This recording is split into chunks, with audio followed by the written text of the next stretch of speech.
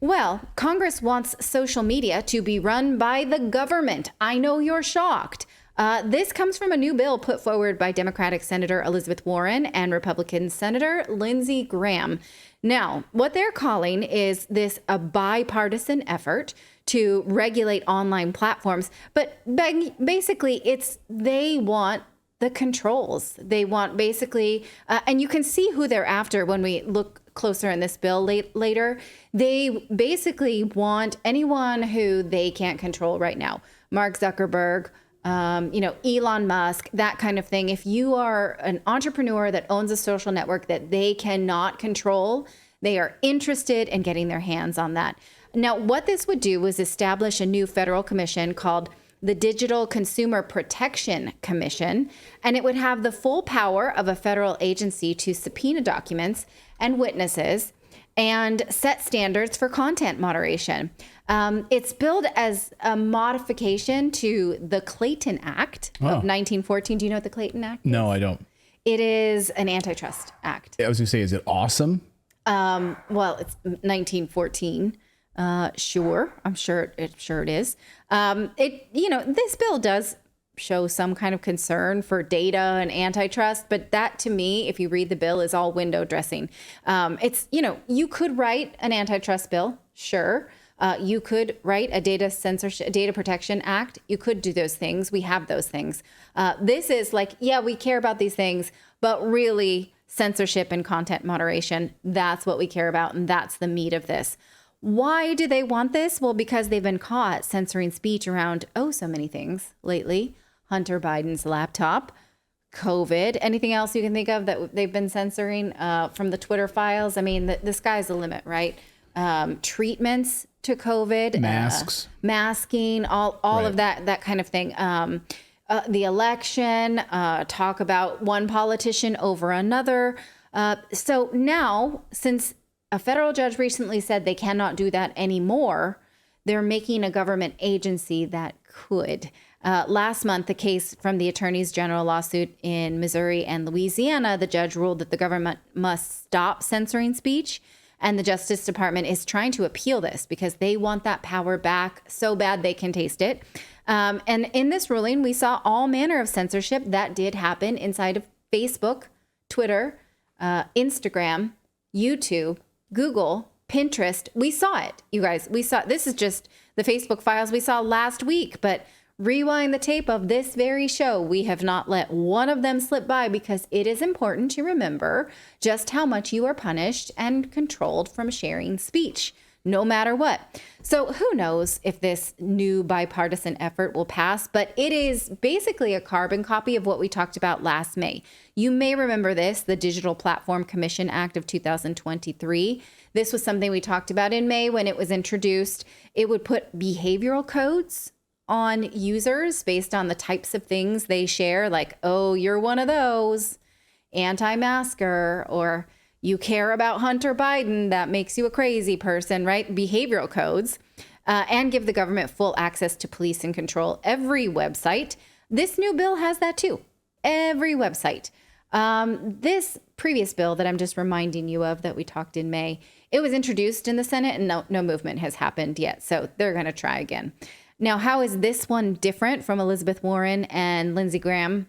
It defines social networks as dominant platforms if they have at least 50 million users or 100,000 active users in the U.S. and they are not publicly traded. So again, there's this bit there that says if they have private ownership, they are especially interested in getting control of that because, as we saw from the Facebook files, Mark Zuckerberg and his executives were not exactly comfortable with the censorship that they participated in. Is that cold comfort? I'm going to say, yeah. I did find that a little bit of a cold comfort. Not to Congress, though. So if there's like one gatekeeper, they are especially interested in that. Now, if you get designated as a dominant platform, then these companies have to pay a license and pay to keep that license active.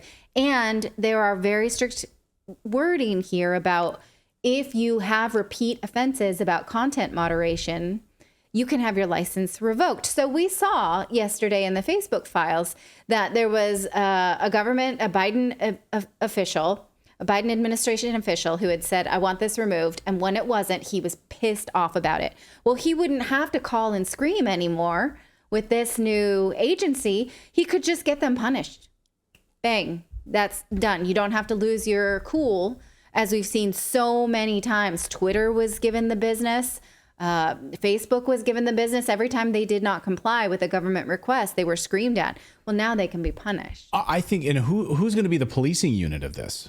Right? It's a political appointee, so it would be kind of like the Surgeon General, like appointed by the president with his or her own staff. Yes. Right. So they'd have their own staff of people that would spend all day long basically going through and deciding what they would want to censor. Yes. You would have like an office in Washington, D.C. And well, they already do. Right. They already do all of this. But now it would be a uniform office that we would know the address. We would know where they get their mail. And there would be it wouldn't be a charade anymore. We would know exactly where they are. Right. But think about it. I can't remember the senators' names now, the ones that specifically wanted the Russian misinformation campaign. Do you remember from the Twitter files? I'm sorry, it escapes me right now. There were 2 senators that wanted the Twitter files to push the Russiagate bit, right, about certain misinformation plots.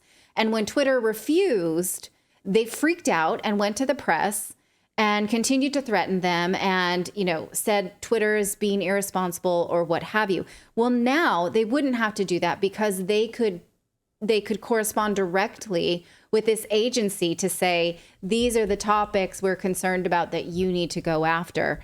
And so you could tell, who would be leading who at this point. It would just be government agencies. Genetic Jabber in our chat says they call it the Department of Censorship.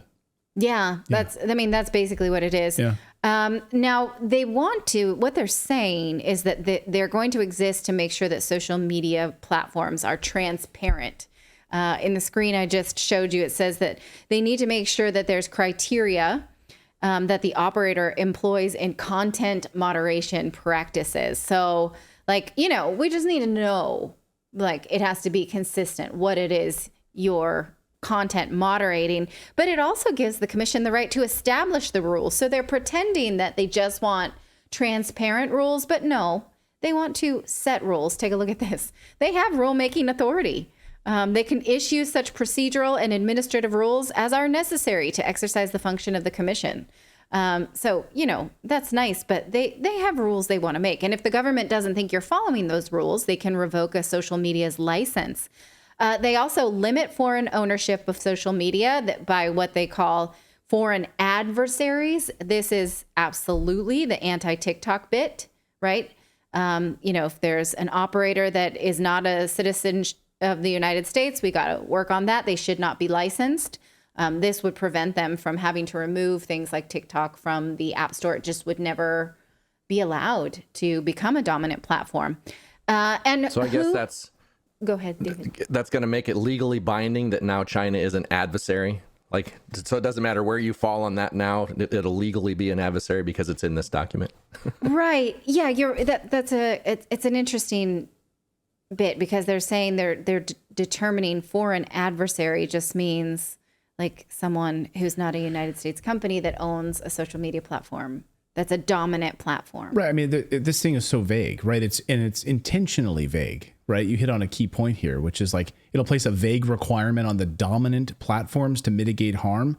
Websites are required to mitigate the heightened risk of physical, emotional, developmental, or material harms on the dominant platforms, according to the bill. Right. And we've talked about many times that this idea that your mental health is falsely equated with your bodily health, and that if something online is causing you distress, then you can make the equivalency of the fact that that's causing you real harm. So we can police that. Right. And then if the bill empowers the commission to standardize the content, also the moderation content, so there'll be a standard of what speech is. Well, you know exactly what that will be. It will be no misgendering, period. So if, your instincts tells you that you're talking to a man, but they're dressed in lipstick. You cannot say that that's a man. So right? like Those the Surgeon kind of General of the United States right now. which is also a political appointee, but okay. Right. Like if I want to say, well, that's a biological man, that would be moderated under this new sort of Department of Censorship. I mean, it's not written as such, but we know that is the appetite of politicians, is to punish for things like that. And I guess, we say it's bipartisan, but let's be honest, right? Elizabeth Warren and Lindsey Graham chairing this, they are one party. These are not like the politicians who are going to make changes in this country. It's a uniparty. They are part of one party. Yeah, and that's a good point. There's no daylight between Lindsey Graham and Elizabeth Warren on anything. And so this idea, we keep saying it's bipartisan. It's really not. No, they're both neocons. Essentially, yeah. You vote for, yeah, exactly. Who want to police speech and control actions. Sure. Yeah, I would say they're yin and yang. Yeah, right? I mean, Elizabeth Warren wants to take over our entire money supply, control all of that, control speech. Lindsey Graham wants to invade Mexico. He wants to kill as many Russians as he can. There's no daylight between these guys, and they both vote for the same thing. So it's one party. It's one party, the ruling class, as John says in our chat. Yes, exactly. All right, that's a good point. And who is the agency that we saw really acting the most for content moderation? Besides the Biden administration, it was the FBI that's been doing this the most. This bill would give the Justice Department a say in censoring social media. It says this committee will consult with the Justice Department on, right and wrong, good and bad. Now, that's the same department that has been censoring social media all along and now is not supposed to. Senators Warren and Graham are out there talking all kinds of nonsense about why this bill is needed. They're making a shitty argument about it. I know people don't like when I curse, but their argument about it is shitty. It's nonsensical. It's just the New York Times ran it. So they're, using it as like, yeah, we're really going to show social media because some of the problems they say is Google preferences their flight search. Amazon lists things from small businesses. This bill doesn't address any of that. They're just talking like in general about the internet. Like also, if I push Command 2, that makes a euro sign. Like it's just stupid. They're just talking about their experience on the internet and then introducing a bill that it is a power grab and an expansion of government with yet another federal agency. It's really dumb. It's one of those things where it's spurious. One thing doesn't address the other. Let me know if you have a different read on this. A link to it was posted in this morning's newsletter. So if you have your newsletter, you have your copy close to your little fingers. Let us know if you think that there's anything good in this bill. I think it's just government expansion, unnecessary, and garbage. But if you disagree with me, let me know. Yeah, let us know in the chat where you're joining us from. Good to see all of you guys from around the world. Let us know. Nice to see everyone on Rumble and on YouTube. Thank you guys for subscribing and being a part of a show. If you do subscribe to Redacted, your name will pop up here on the big screen. We try to cover a lot of the big world stories that we think are not getting attention. And there's, we do 4 or maybe 5 segments per show. We can't cover every story in the world, although we'd like to. Everything from Trudeau's Canada to the border invasion to what's going on in Africa right now, which seems to be descending into war, and what's happening in Serbia, what's happening in France. So we try to keep our pulse on as many big stories as we can that the mainstream media is totally ignoring. We've got a big story on the U.S. border invasion that we're going to talk about. I didn't see the mainstream media covering this part of the story at all, which is a blueprint has emerged, actual documents. Journalist Anthony Rubin is going to be here from Muckraker, who's been doing amazing work. And these documents basically show an exact blueprint on how to invade and evade authorities in the United States so the border invasion can unfold. We're going to talk to Anthony in just a second. Wait until you see these documents. It's unbelievable. So stay here for that. Thank you so much for watching this segment here at Redacted. We are live every day at 4 p.m. Eastern Time, trying to share the stories that the mainstream media will not cover. You should also come over and join our community of Redacted Rebels over at redacted.inc. That's our private locals community where we can share exclusive content that we simply cannot share here on YouTube. Come over and join the rebellion together right now by going to redacted.inc. We'll see you next time.